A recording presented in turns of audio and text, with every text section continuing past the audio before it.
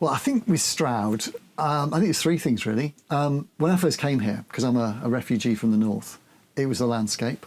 And driving from Cirencester to Stroud and then going up from Burley up to Minchinhampton Common, I couldn't believe it. I just couldn't believe the mills and the valleys, but the soft Cotswold stone as opposed to this quite dark northern stone. And then the people, obviously. You live here and you work here for 30 odd years. The people, the fact that it is a bit boho, it is a little bit eccentric, it is quite edgy and reactionary. Is lovely. And I think with the job, you do so many things. So getting the old Holloway's Hooter going again after all those years and hearing it blast across Stroud and people phoning in from all over the valleys or meeting Rosie and interviewing Rosie or doing the show from the Woolpack on the centenary of Laurie Lee's birth. All of those things, they just knit you together. So yeah, for those three reasons, that's why Stroud just gets into your spirit. Biggest influence?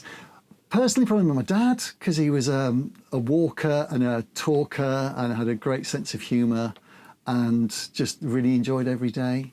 My dad, I suppose, in my sort of personal life, professional life, there's a guy who lives in Eastington called Mark. He'll be embarrassed about this, but he was one of my bosses for many years. And he had that sort of lovely mixture of journalism, but programmes, because my show's a mixture of news and other stuff. And he knew how to help presenters perform and relax and enjoy the job. So I'd say my dad, personally, but Mark from Eastington, I'll give him a nod.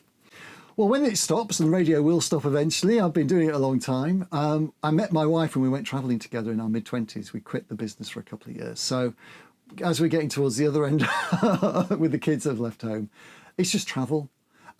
Daughter spent some time in South America. She speaks Spanish. Went to see her in Buenos Aires. So I think a lot of South America. Go back to Australia where we used to live.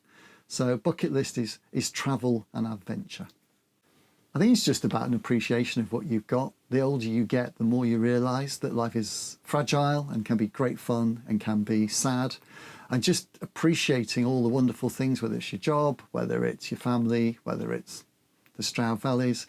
And just being totally aware of it every single day and just sort of soaking it all up. I think that's probably the one thing more than anything else.